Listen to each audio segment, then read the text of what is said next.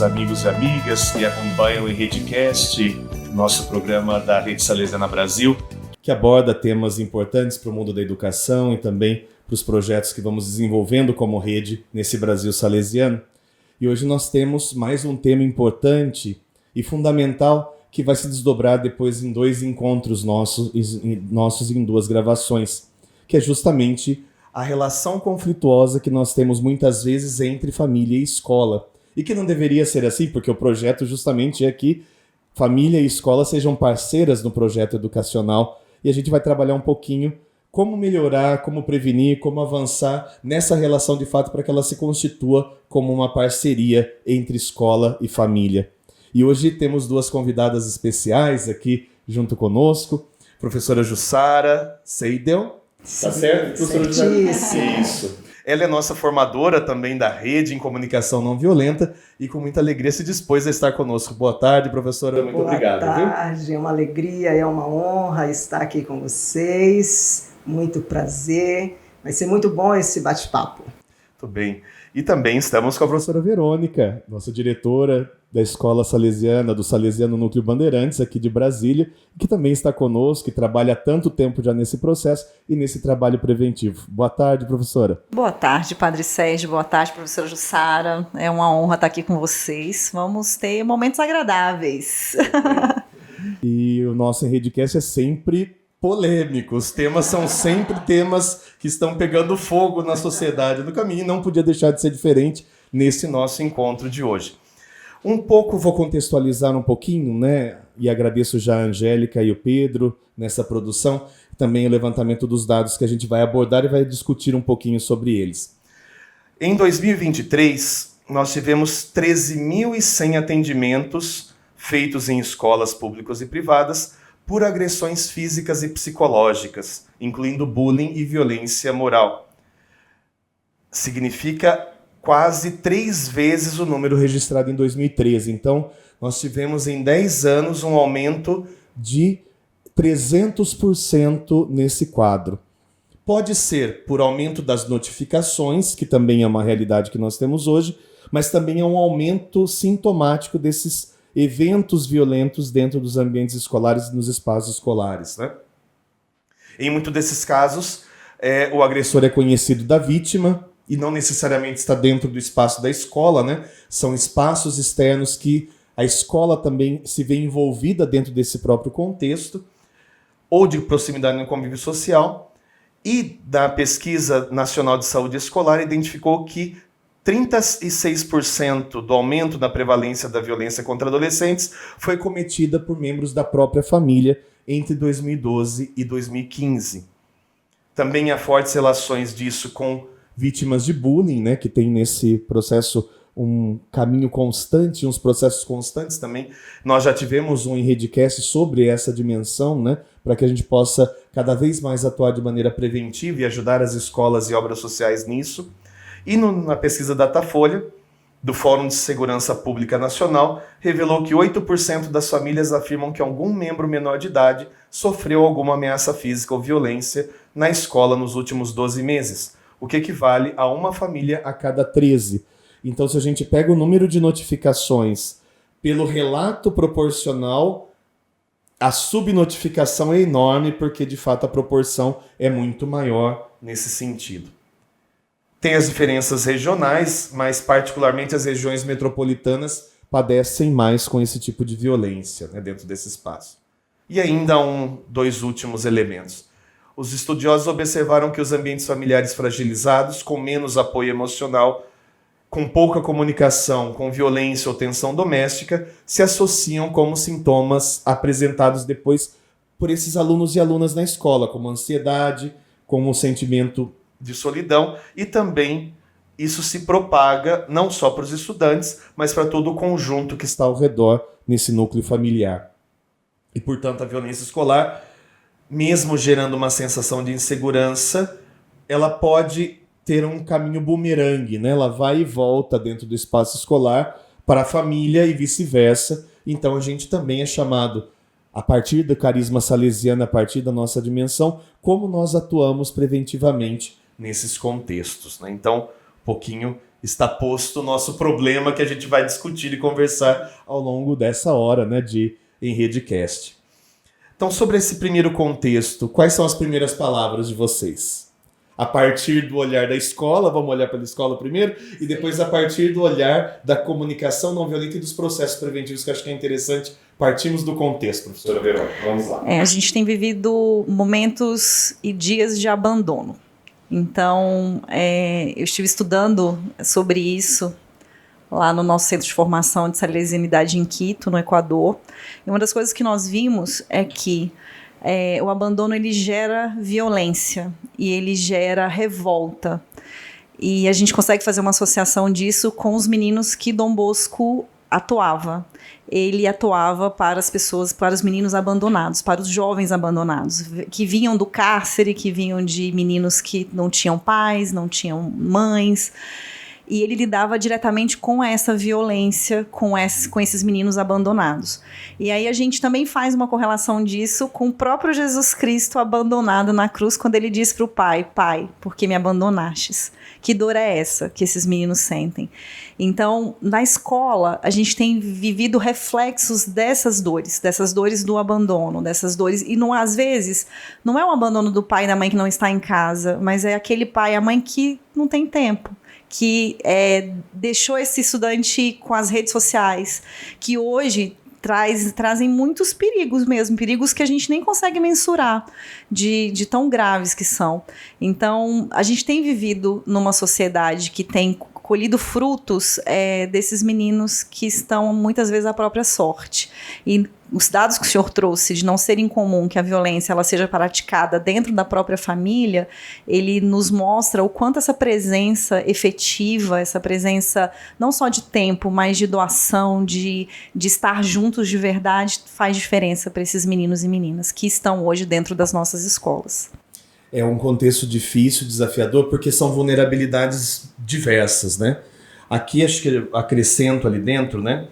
Porque a gente tem esse primeiro olhar para como isso repercute na convivência, sim, no sentido de comunidade, e óbvio que a escola faz parte dessa comunidade, a obra social, a instituição de ensino superior, todo esse conjunto faz parte do enlace da sociedade, de como a sociedade está estruturada. Trazer essas dimensões como sintomas talvez seja um grande ponto, um primeiro olhar nosso, né? Que sintomas que estão sendo apresentados por essa população de adolescentes, de crianças e jovens e que eles trazem para a escola por causa desse desenho da violência. Acho que como é este primeiro olhar, professora Jussara? Então, mais uma vez, boa tarde, mas também bom dia, boa noite para quem nos vai ouvir né, em outro momento. Verônica, que alegria estar aqui contigo. Dizer também, Padre Sérgio, que a minha trajetória enquanto educadora, eu venho também desse lugar da escola. Então, eu sou professora e estive em todos os espaços da educação, desde a educação infantil até a universidade, e também em todos os papéis ali dentro, desde educadora, ajudante ali do infantil, diretora de escola, coordenadora, supervisora. Então, eu dei conta de, nos meus 58 anos que tenho, também transitar por essa escola, por este lugar, por esse chão, que é, ao mesmo tempo, maravilhoso e desafiador. Eu concordo aí com a Verônica, com essa sensação e esse sentimento de abandono, que dialoga com aquilo que eu vou conversar, que é a CNV. A CNV é essa tentativa e essa experiência, esse convite para que a gente consiga enxergar a partir dos nossos sentimentos, das nossas necessidades, mas especialmente que a gente consiga ver a partir dos fatos. Então, que a gente não dê conta, que a gente dê conta de, para além disso, não fazer os julgamentos antes de tomar qualquer ação. Então, na escola, a gente vive um turbilhão por segundo, né? Então, é muito desafiador você ter que parar a cada momento para utilizar a técnica de uma mediação, de uma negociação. E por isso que a comunicação não violenta se apresenta como uma estratégia muito positiva para nós. Que não é um método em si, mas é uma escolha de vida. É uma metodologia que pode sim ser utilizada em todo momento na escola. É o como eu vou dialogar sobre isso. E eu concordo que hoje a gente vive esse momento desafiador apresentado pelo senhor nas estatísticas, que também não é algo do nada. Hoje a gente tem aí um projeto de sociedade estabelecido por um grupo da sociedade que não quer perder o poder, especialmente o financeiro. E nesse contexto, dissemina a dificuldade das redes numa velocidade que nós, família, e nós, escola, temos muita dificuldade de acompanhar e de competir com isso. São muitos algoritmos, muitos robôs, muito dinheiro investido para fazer de uma notícia que não é verdadeira virar verdade. E como que a gente chega nas nossas casas com os nossos filhos, estudantes, geograficamente, territorialmente ou financeiramente tão diverso? Todo mundo tem um celular hoje, com a internet. Sim. E essas notícias chegam numa velocidade que nós na escola não alcançamos. Nós, enquanto família, não alcançamos. A gente também tem estatística que a maioria dos lares hoje ainda é chefiada por mulheres pretas, mães solos, que estão o dia inteiro na rua trabalhando e deixa seus filhos com outras mulheres. As tias, irmãs mais velhas, avós, ou ainda um subcontrato da vizinha que não tem condição, mas ela paga ali os R$50, os R$30, enquanto ela também vai para um subemprego. Então, essa é uma realidade para nós. Mesmo nas obras sociais, mesmo nas escolas salesianas, que ainda têm uma condição, mas não são todas, a gente recebe nas escolas também aquele estudante que é o bolsista, que é o filho do funcionário, e que ele vive, por mais que nós tentemos, eu acho que isso os salesianos fazem bem, que é fazer essa integração da escola com a comunidade, o vínculo, a questão da inclusão social, do acolhimento às diversidades, mas ainda assim tem uma barreira a ser rompida, que é a social.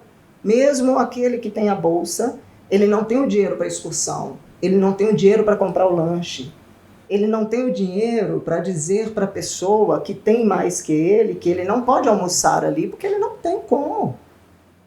Então isso é a realidade. E o que a CNV nos ajuda? Nos ajuda que a gente possa, e é um convite que é feito, que a gente possa nos atentar à realidade, aos fatos, antes de fazer qualquer decisão. É parecido com a psicologia sistêmica.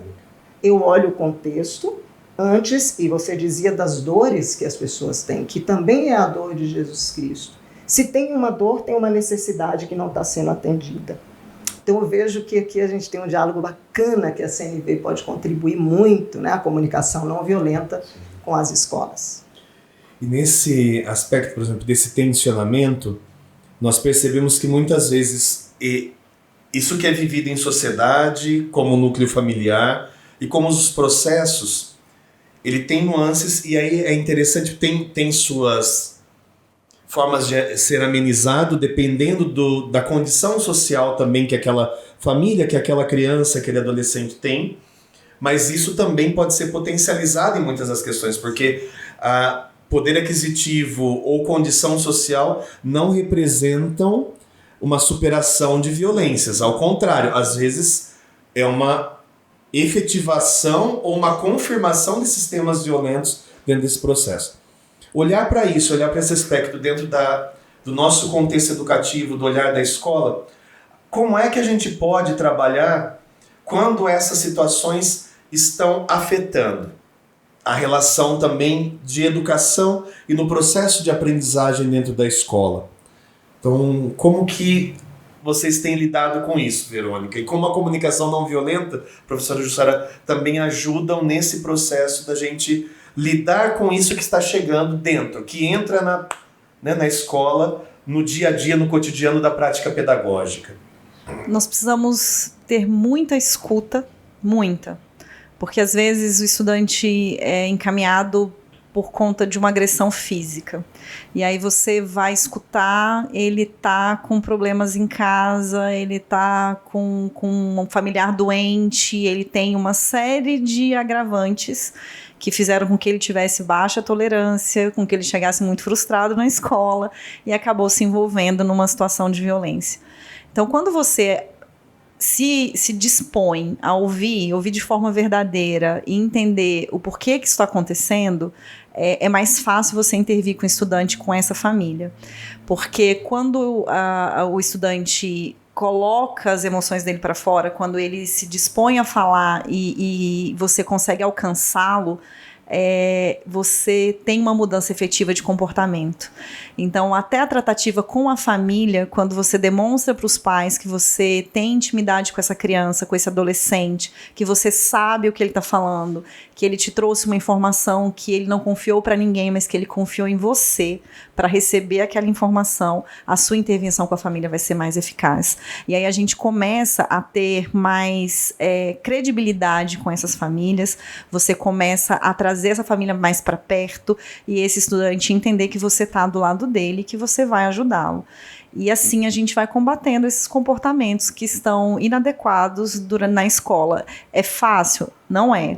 É 100% efetivo? Não, não é, porque a gente lida com seres humanos. E é uma construção, né? Sim, mas a gente tenta, e nós somos educadores, a gente tem que entender que a nossa ferramenta é a educação, e a gente vai falar, e a gente vai ouvir, e a gente não vai desistir de ninguém, porque nós amamos esses seres humanos que estão lá conosco.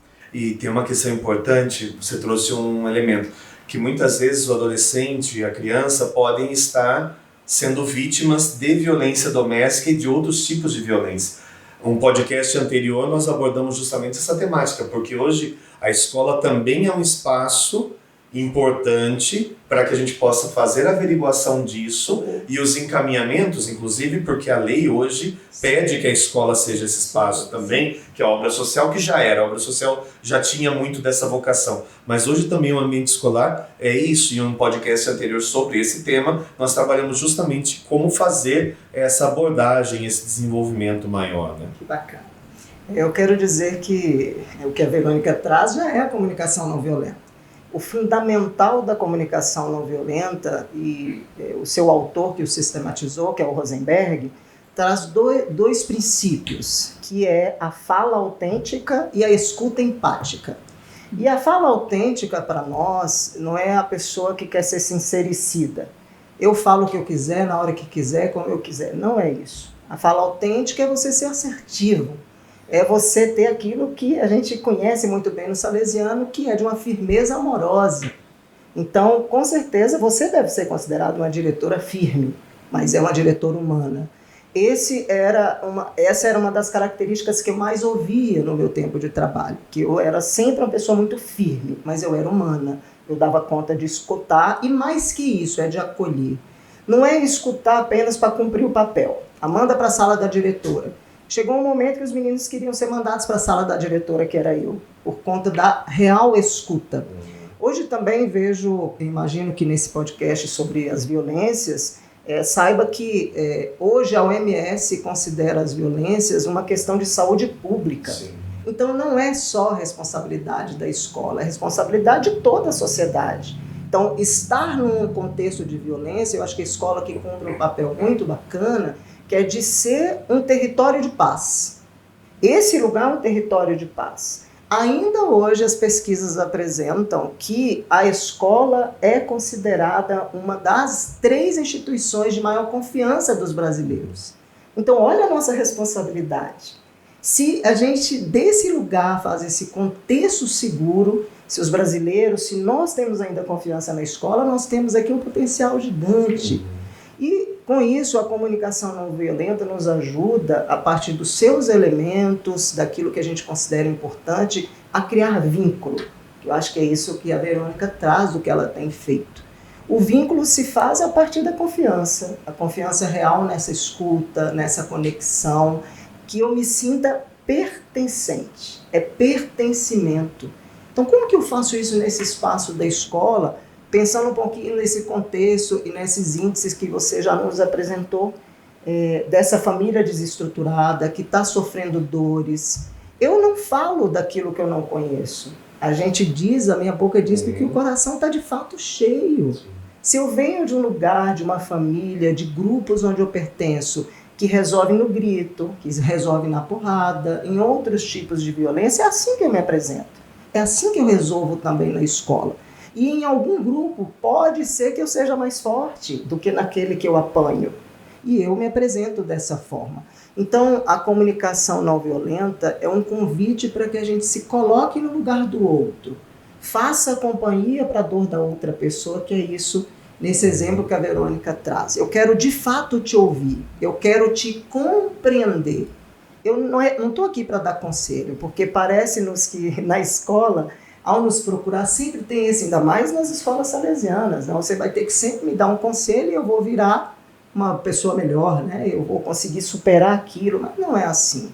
Ele volta para a realidade dele, ele volta para aquela condição de vida, e aí sim, nem sempre é a falta de dinheiro, que você também disse, mas é a falta de conexão, necessidade de empatia, de presença da família, de presença daqueles e daquelas que eu gostaria que tivesse comigo, e não daqueles que estão me criando, né?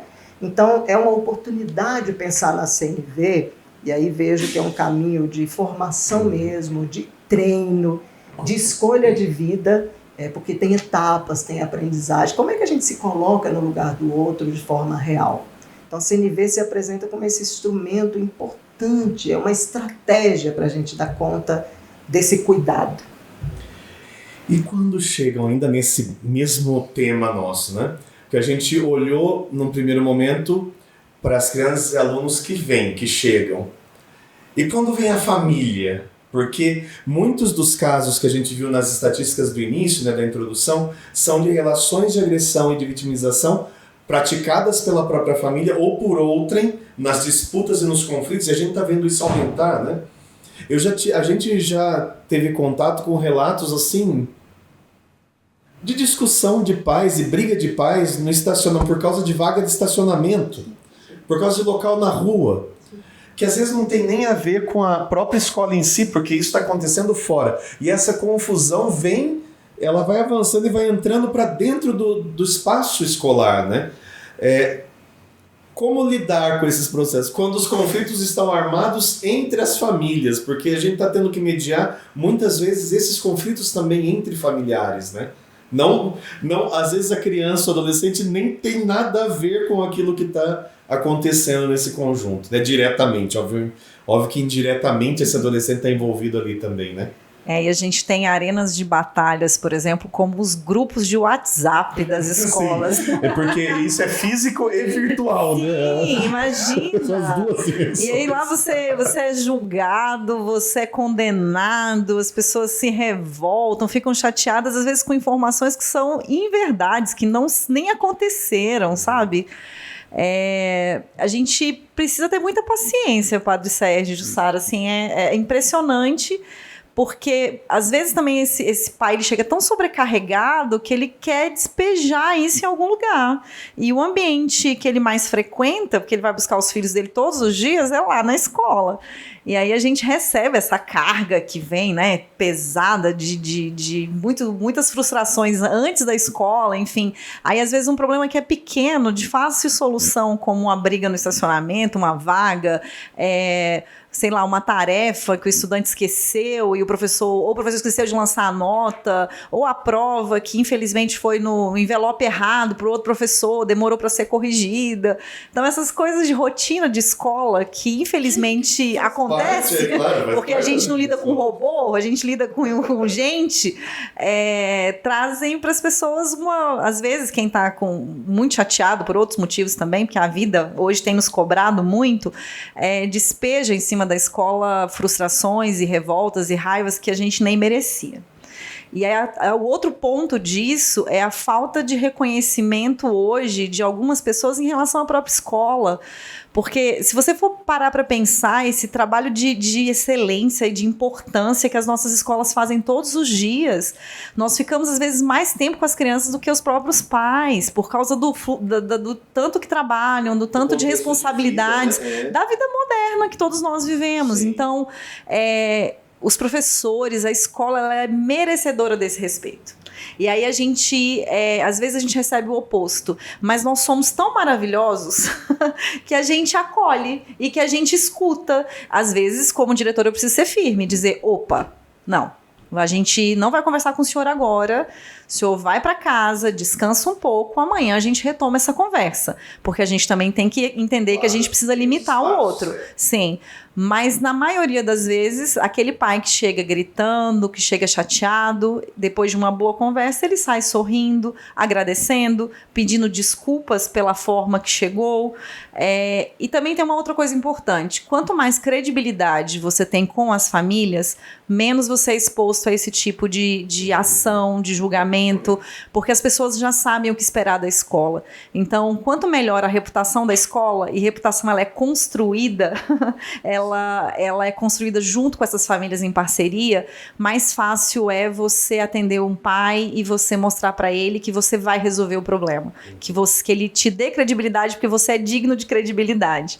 Então a gente tem vivido novos tempos e eu acredito que a gente tem retomado também esse reconhecimento social aí da relevância das nossas escolas e principalmente das nossas escolas salesianas em relação às comunidades. As escolas têm um dado interessante. Por exemplo, as escolas confessionais no Brasil têm sentido e percebido um aumento no número de matrículas. É interessante, né? Porque nós temos todo um contexto de mudança, diminuição, ou de muita migração para escolas privadas, por exemplo, mas não confessionais, mas tem um movimento hoje, dentre as 10 maiores escolas hoje em número de alunos, 6 são confessionais do país. E dentro do montante, a proporção é enorme, né? Então, sempre historicamente, porque a gente foi construído também a partir desse elemento das escolas confessionais no país, mas hoje tem um retorno, uma busca, seja por uma estabilidade ou por um tipo de confiança maior que é depositada nesse sentido, e também já é um sintoma de que é necessário cuidar juntos, né?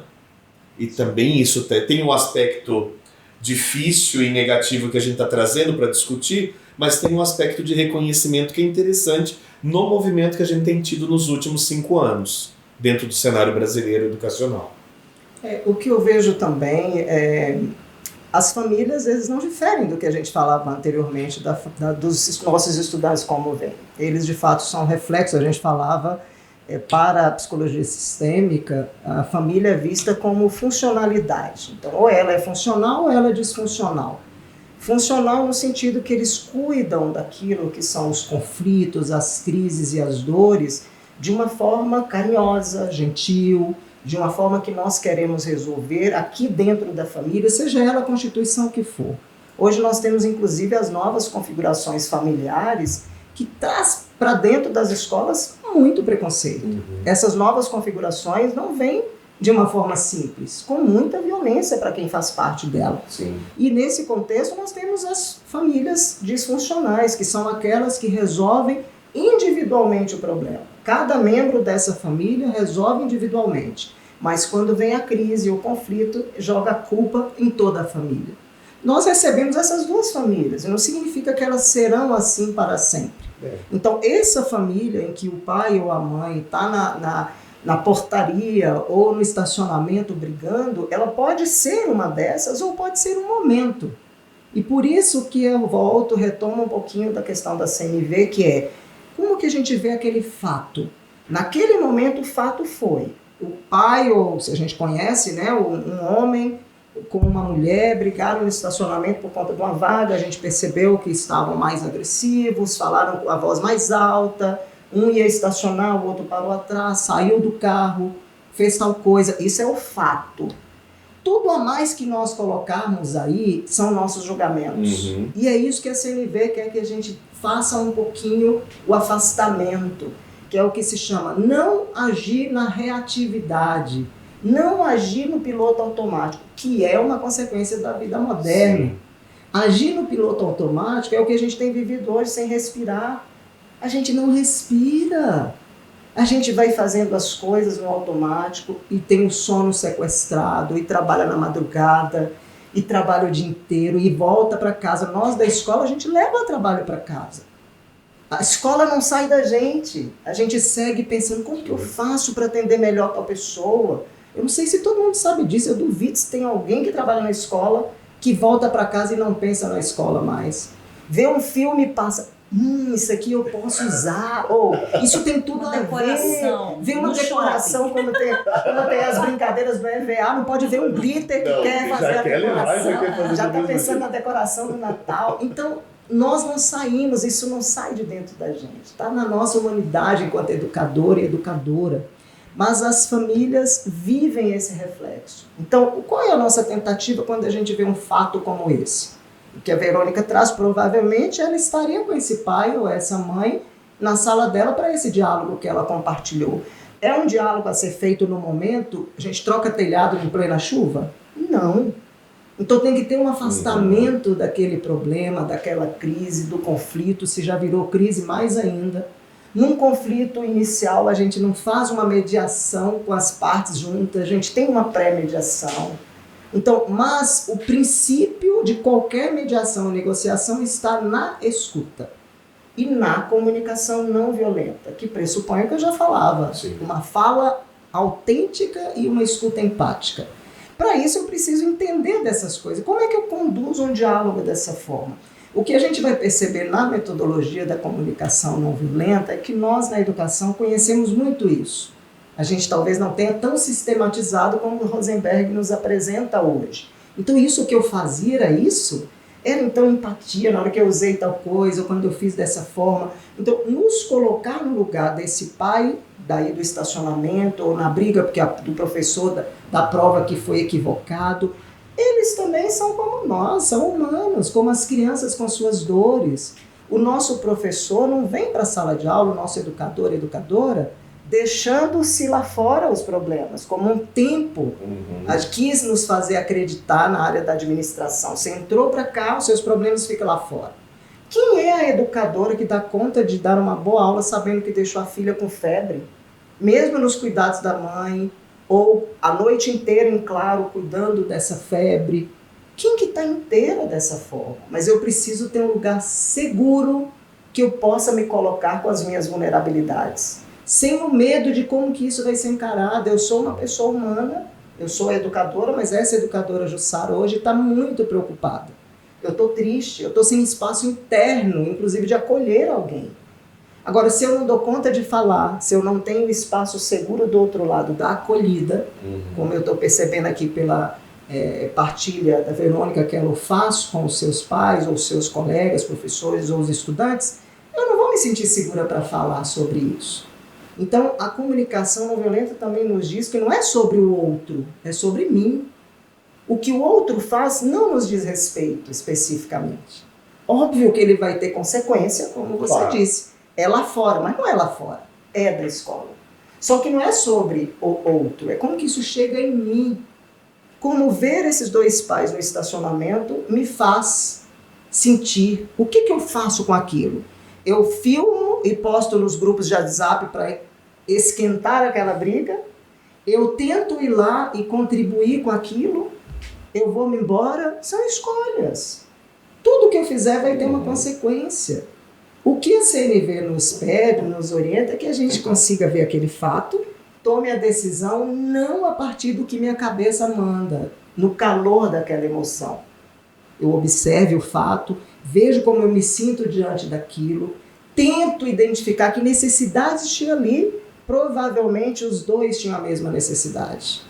Ou era buscar o filho rapidamente, chegar em casa, descansar, veio desse dia exausto, ou está indo ainda para o trabalho porque é 7 da manhã e precisa chegar, enfrentou um engarrafamento, mas que necessidade? Por vezes a necessidade é a mesma, mas o que fez a diferença para o conflito? A estratégia utilizada, né? Então, nesse contexto, o que a CNV nos ajuda muito é nos habilitar cada vez mais para essa escuta com qualidade, com tempo, que na escola nem sempre a gente vai ter, porque tem uma história da gente apagar incêndio, né? Quando chega sexta-feira, eu já rezava o meu rosário, falava, chegou sexta-feira. Então, sexta-feira era o dia que não tinha rotina, né? Era o dia que falava, é hoje. Então, vamos ver o que nos apresenta essa sexta-feira. Essa sexta-feira vai trazer de novidades. E sempre tem. Sempre tem alguma coisa nova. O bom é que tem muita novidade boa também, né, Verônica? Então, esse aspecto, então, de como entram, né, nesse espaço, e às vezes nós temos também, e aqui tem uma percepção importante, tem dois elementos que não deveriam ser paradoxais, mas eles estão aparecendo como contraditórios hoje pelo jogo da linguagem e da narrativa a partir disso. A escola é uma extensão e ela é espaço da comunidade e é um espaço aberto, porque ela reúne aquilo que é construção de toda a sociedade. E deveria ser essa construção coletiva, de desenvolvimento de fato coletivo, família, outros atores da sociedade que precisariam estar também interlocutores ali no espaço escolar, né, junto conosco no ambiente educativo, mais os alunos, professores e equipe de colaboradores das escolas. Então, seria o ideal da escola é esse conjunto. Nós temos que lidar com as ingerências que muitas vezes, porque todo espaço aberto é espaço de conflito. Mas, ao mesmo tempo, a gente não pode desejar uma escola que seja uma fortaleza, isolada, em que só entrem ali naquele espaço aqueles que têm, que é um pouco os escolhidos, porque e é perigoso, porque está entrando essa mentalidade, é conflituoso isso, né? Tem escolas que parecem penitenciárias de segurança máxima hoje. Inclusive, arquitetonicamente, tem escolas que não são abertas, elas não têm visão, né? E aqui no DF tem uma questão grave, né? Depois dos ataques e tudo mais que aconteceram no país e fora, foi feita uma lei aqui que transformou as escolas em locais mais muralhas e fechados do que é a finalidade da escola. Aqui falou do DF que é visível, né, na arquitetura daqui. E outros locais também, então vão ficando fortalezas em que ninguém entra, ninguém sai. Há um acúmulo desses processos, né? Qual o caminho que a gente pode trabalhar preventivamente? A gente está indo já para essa última parte da nossa discussão, mas como que a gente caminha preventivamente a partir dessas realidades que a gente trouxe, mas também a partir dessa finalidade da escola, porque aqui nós temos um ponto de conflito hoje difícil, isso resvala tanto na equipe interna da escola que está trabalhando ali na escola, desenvolvendo a sua missão, mas também na percepção das famílias com relação a isso, né? É um fio difícil de lidar aqui, né, no contexto nosso hoje. Sim, e aí eu vou no nossa inspiração, que é Dom Bosco, falar um pouco dessa corda sensível do coração dos nossos jovens. E para alcançar essa corda, ele também dá uma outra lição, que é o pátio. E a gente precisa estar com os meninos, a gente precisa conhecê-los, a gente precisa saber das suas histórias, e a gente não faz isso só dentro da sala de aula. A gente conhece eles verdadeiramente no pátio, aonde eles se mostram de verdade. Eu tive uma experiência, venho tendo nos últimos 4 anos no Colégio Salesiano do Núcleo Bandeirante aqui em Brasília, uma experiência de viajar com os meus estudantes. E aí a gente percebe, por exemplo, a nossa penúltima viagem nós fomos para Natal, foram 40 horas de ônibus para ir, 40 horas para voltar. E não tem como você não conhecer um ser humano dentro de um ônibus 40 horas. Só se tomar uns 5 gramas. Ai, não, a diretora não pode dormir, porque é muita responsabilidade. Fomos recentemente também para o Espírito Santo, para o nosso Inter Salesiano, que foi uma competição esportiva muito legal, e aí foram só 22 horas, foi menos, mas 22 horas também é bastante tempo. E você dorme, acorda com os meninos, você fala com essas famílias muitas vezes durante o dia. Você vai estreitando as relações com essas famílias e com os meninos e meninas que estão com você. E aí eles passam a te olhar, eles olham para você e falam: Verônica é resenha. Essa história de que você faz parte deles, que você também é deles, que eles podem confiar em você, que você, os educadores que estavam presentes, essa relação que é construída. Hoje, numa discussão em sala, a gente estava falando sobre um estudante, aí um professor que viajou com a gente, esse estudante compõe música, e ele falava assim, as músicas dele em português não são boas, mas as músicas em inglês são maravilhosas. Olha o refinamento dessa intimidade, era uma criticidade falando que ele ainda tinha que aprimorar muito a questão das músicas em português, mas ele era maravilhoso compondo em inglês. Mas você só consegue ter esse nível de apropriação, de conhecimento do seu estudante, como o Dom Bosco mesmo fala, quando você está no pátio com eles, quando você está em outros momentos que não a sala de aula. E ao mesmo tempo, minha mãe tinha um ditado que é assim, você quer agradar, você beija o altar para agradar o santo, e é isso mesmo. Quando você agrada o filho, quando você agrada o estudante, quando você traz esse estudante para perto da escola, a família vem junto. Sim. Porque não tem família que não queira o bem desse estudante, o bem dessa criança, o bem desse adolescente. Então, quando eles entendem que a escola está cumprindo esse papel de amor, de cuidado, de educação com excelência, como é a que nós entregamos, é mais fácil você quebrar essa muralha, Padre Sérgio, que o senhor está dizendo, e trazer essas pessoas para perto de você. Então, eu lembro que a primeira reunião de viagem há 4 anos atrás, os pais chegaram com tantos questionamentos, com tantas falas, com tantas inseguranças. Como é que você vai tirar o meu tesouro daqui, vai levar ele para tão longe? E eles embarcaram nessa aventura com a gente.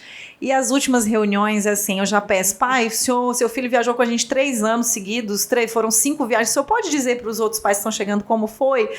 Fulano, vem aqui dizer como é que foi para você como estudante. Não tem mais essas angústias, esses questionamentos, porque as relações elas são estreitadas.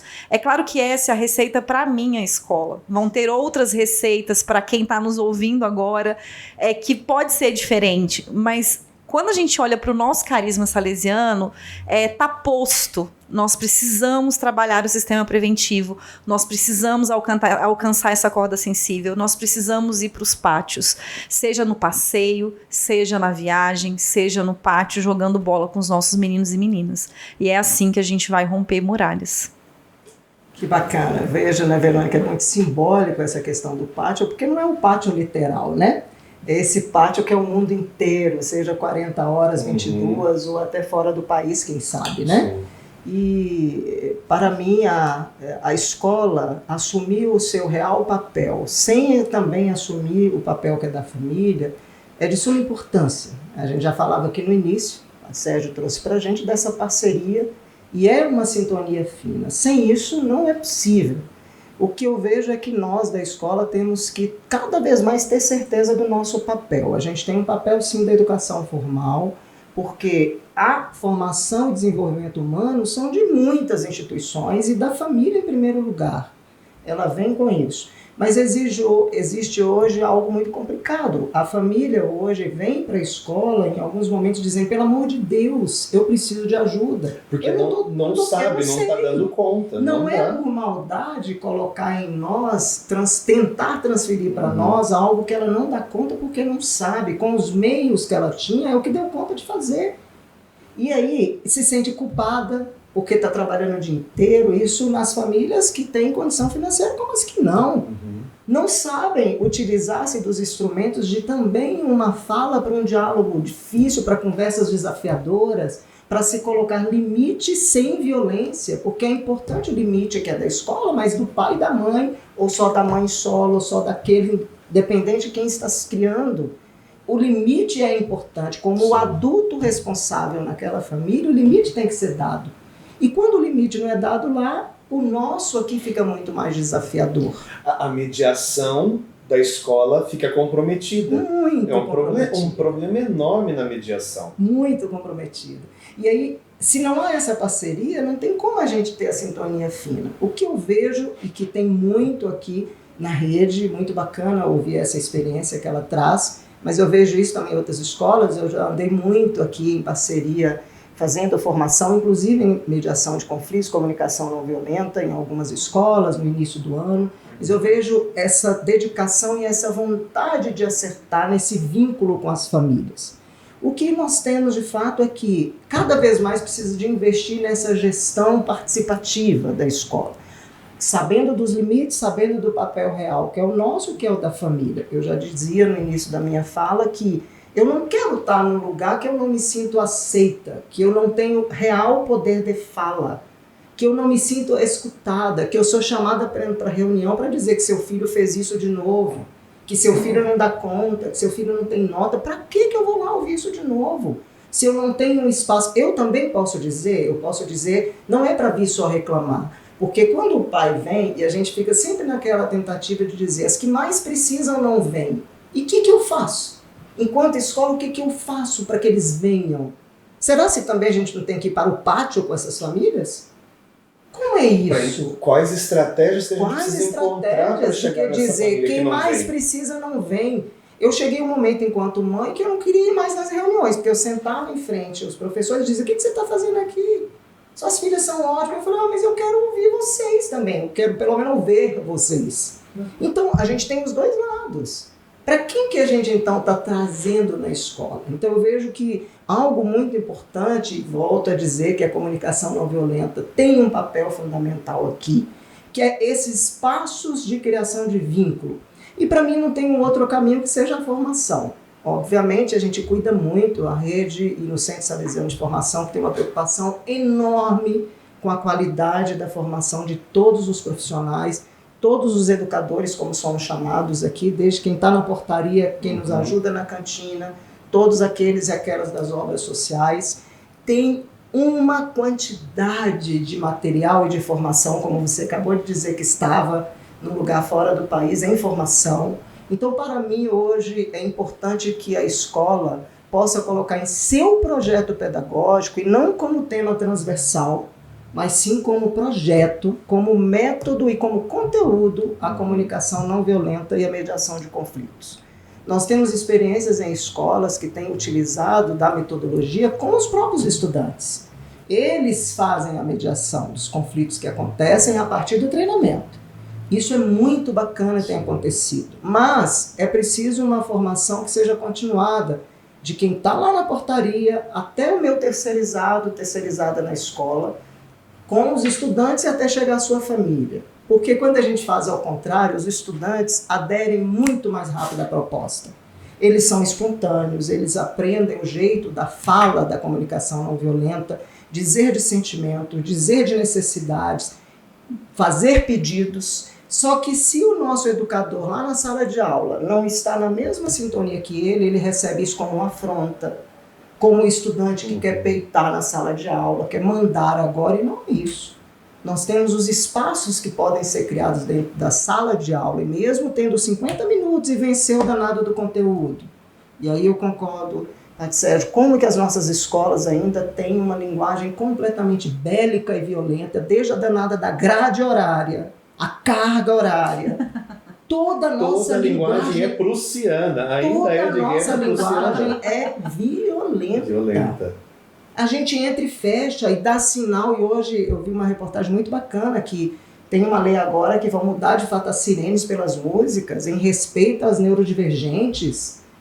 Se até os animais a gente tem cuidado, então muitas situações dentro da escola para a gente pensar as divergentes, as questões de inclusão, as diversidades. Então não é só incluir, mas como é que eu incluo, mas ao mesmo tempo deu o mesmo condição para todos eles, todas elas, né? Então, para mim, é investir nessa formação, a gente ter núcleos dentro da escola, seja de professores para as mediações com educadores, sejam dos estudantes. Nós temos uma experiência linda que nós ajudamos a formar aqui em Brasília, numa escola no Riacho Fundo, e em outra escola também no Gama, com uma proposta que nós ficamos 1 ano em formação de mediação de conflitos, comunicação não violenta, e lá tem um grupo na educação infantil que faz a mediação. E é uma experiência linda. Eu também quero dizer, por exemplo, que é muito importante dizer desses conteúdos quando nós estamos aqui agora e no início da semana pedagógica, ou em quais formações tenhamos presencialmente. Sempre eu tenho ido em algumas escolas, mas não é só isso. A escola precisa assumir isso como método, essa é a nossa metodologia de diálogo. Aqui se fala a partir da comunicação não violenta. Esse é um território de paz, porque uma vez que a gente faz isso, eles levam, eu retomo aqui a fala da Verônica, tem o estudante, eu ganho a família. e ele leva para casa dele para dizer, mãe, vamos falar aqui de sentimento? Eu trago da minha experiência em casa que a comunicação não violenta é para a nossa vida toda, é uma escolha de vida. Portanto, não tem método, não tem receita, é algo desafiador, sim, mas uma vez que a gente escolhe, você não tem como voltar atrás. Então, vez por outra, em casa eu falo, hoje eu quero gritar, não tem comunicação violenta aqui comigo hoje não, hoje é o contrário, ou ao contrário, as minhas filhas dizem, mãe, isso é um pedido ou é uma exigência? Aí eu falo, mas não é possível, essas filhas de mãe que trabalham com comunicação não violenta, a gente não pode nem ser violento de vez em quando. Então, você está o tempo inteiro se lembrando, né? Obviamente que você não vai ser isso o tempo inteiro. Nós somos cristãos, e estamos aí tentando buscar a melhor fase, esse melhor fio de condução da nossa espiritualidade, daquilo que nos faz nos conduzir como seres humanos, né? Mas a formação para mim ainda é algo muito importante. Quero compartilhar desse curso que eu atuo aqui no Centro Salesiano de Formação, que é o curso Comunicação Não Violenta, né? Transformando processos de comunicações. E desde quando eu tenho atuado com ele, que é 2021, mais de 1.300 pessoas já tiveram contato com a temática. E as experiências e retornos são muito importantes. Olha, eu não consigo mais olhar um fato da mesma forma que antes. Uhum. Quando eu já venho julgar e ter preconceito, eu falo, opa, isso já é muita coisa. Porque não é sobre não julgar. A gente vai fazer isso o tempo inteiro. Mas o que eu faço com isso? O que eu faço quando eu olho para aquele pai do estacionamento e falo, poxa, mas que cara irresponsável. Aquele moço serve para nada, não dá nem exemplo de pai. E eu espalho isso para todo lado. Então eu vi aquilo e falo, poxa, isso mexeu comigo, porque, cara, eu também estou muito cansada, queria já ter chegado logo. Isso foi chato, eu fiquei chateada, eu fiquei frustrada. Eu consigo me ver naquela ação, mas eu não vou fazer nada com a cabeça quente, né? Então, para mim, é formação. Depois, se houver tempo, eu quero indicar aqui alguns livros muito interessantes para quem quer começar a pensar na comunicação não violenta, ou seguir sobre ela, pensar como fazer isso nas escolas. E, mais uma vez, Sérgio, eu me coloco à disposição para seguir nesse diálogo. Nós estamos aí com uma turminha em andamento e está bem bacana as discussões por lá, porque a gente recebe todos os educadores, né, do Brasil inteiro, sim, mas também os educadores das obras, das escolas, e os exemplos trazidos são muito enriquecedores do antes e do depois das discussões da comunicação não violenta, né? E nós já estamos quase no nosso finalzinho, né? Olha aqui, foi 1 hora conversando. O podcast tem isso, passa voando. Educador sempre fala muito. E aí, pra gente fechar então, né? Tem as indicações da professora Jussara também de leituras, mas qual a mensagem final, então, que vocês deixam sobre essa dimensão, né? Dessa relação e como a gente atua preventivo, né? Esse atuar, que foi a última conversa nossa, preventivamente, e qual a mensagem importante? Famílias e escola, porque nós temos ouvintes e assistentes, aqueles que assistem o Enredcast, que são da família salesiana, da rede, né? São famílias e também colaboradores, educadores nossos. Eu estava vindo para cá e conversando sobre isso com uma adolescente, que às vezes nós adultos esquecemos que nós fomos crianças e que nós fomos adolescentes também. Então eu acho que quando a gente se depara com uma situação de um menino aprontando, a gente tem que olhar para a gente, sabe? E lembrar que nós também tivemos essa fase, nós também aprontamos. Então você pai, você mãe, você professor que está nos escutando, por favor, olhe para você, lembre que você foi criança também, tenha mais tolerância, mais paciência, converse mais, ouça mais, se coloque no lugar desses meninos e meninas, tenha empatia. O mundo está muito sofrido. Então tem isso, diferente das nossas gerações, a maneira como os adolescentes estão enxergando o mundo não é tão animadora e tão bonita quanto nós enxergávamos. Não mesmo. Então tem uma mudança de realidade e contexto muito difícil que eles têm que lidar hoje. Sim. E que não era nossa, né? Sim, e a gente hoje, a gente tem índices de suicídio na adolescência altíssimos. E a maior parte dos meninos e meninas que se suicidam são meninos. Meninos que são muito introspectivos, que falam pouco, que têm pouco espaço de fala, pouco espaço de escuta. Então isso serve para a gente de alerta, porque a gente diz no senso comum que quem fala não quer se matar, mas se mata. E a gente não pode dar sopa pro azar. Nós precisamos cuidar, nós precisamos acolher e lembrar mesmo de que todo mundo precisa ser ouvido e que aquela pessoinha, por mais que tenha 15, 14 anos que está conversando com você, ela tem uma história de vida, ela tem os seus desejos, ela tem o seu histórico e ele também precisa ser respeitado dentro da sua individualidade. Se a gente conseguir olhar para as pessoas com um olhar mais sensível, a gente vai evitar discussões, a gente vai evitar mortes, a gente vai ter uma escola cada vez mais saudável e uma família saudável também. É isso. Que bom. Eu quero então aqui fazer as minhas indicações de leitura, né, como professora que sou. Então, o primeiro deles é o livro de comunicação não violenta, que é do Rosenberg, que é um guia inicial de leitura. Ele hoje já tem várias edições. Claro, quando a gente começar a estudá-lo pela forma da tradução, tem questões que a gente precisa absorver e trazer para a nossa experiência, mas é o livro inicial. Depois dele, vários outros, e inclusive aqui com grupos que têm estudado muito a CNV. Mas tem uma autora que ela é muito importante para a escola. Ela é uma educadora e psicanalista chamada Elisama Santos. Se você colocar na internet, você vai encontrar muito material, muito podcast, muitas palestras dela, mas ela traz uma realidade muito interessante para nós da escola.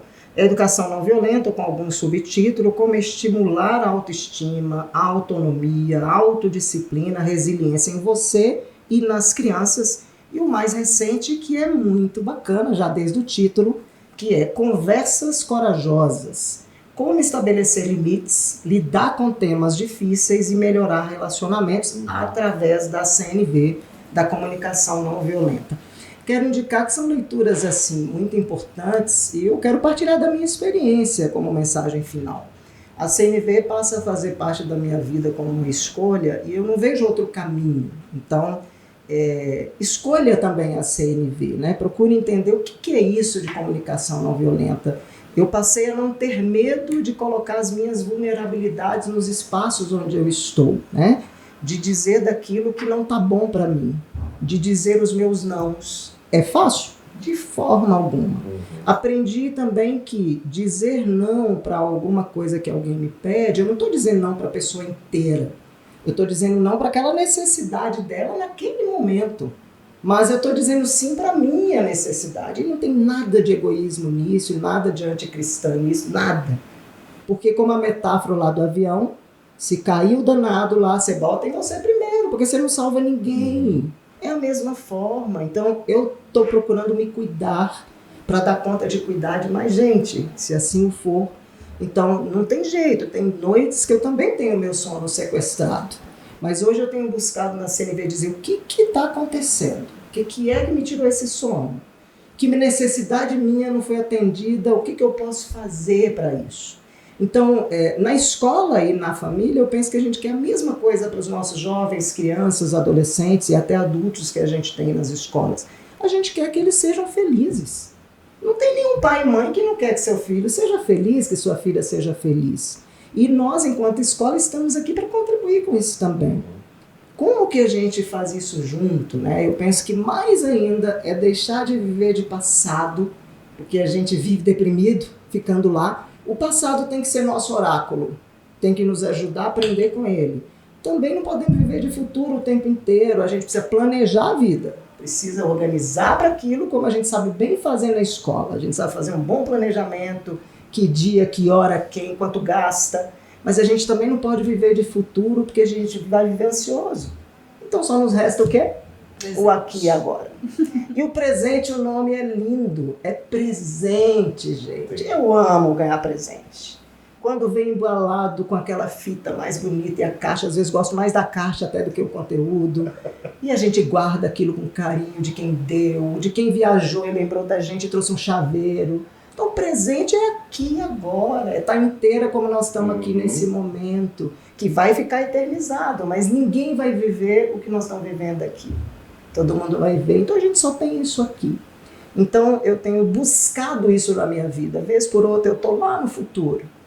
Aí respiro, tento sair do piloto automático, viver mais a minha vida sem reatividade, e é o que eu desejo que vocês também encontrem. Essa tem sido a minha busca, né? Não encontrei ainda, mas tem sido o meu caminho, de estar mais presente e serena. E esse olhar para o futuro e ajudar os pais a vislumbrarem futuros, mas não viverem nesse futuro dos filhos, né? Não. Porque o futuro dos filhos depende do caminho dos filhos e filhas e como eles vão construir esse futuro e esse projeto de vida que é próprio nosso, do Carisma Salesiano. Muito obrigado, professoras, né? Professora Jussara, professora Verônica, por essa participação no nosso Enredecast. E esse Enredecast tem um desdobramento, porque ele vai ter uma parte 2, que é a parte jurídica desses processos com o Dr. Hugo. Então, próxima gravação nossa também. E já fica o convite para acompanharem o próximo episódio nosso também. Continuamos com esse tema. Gratidão. Obrigada.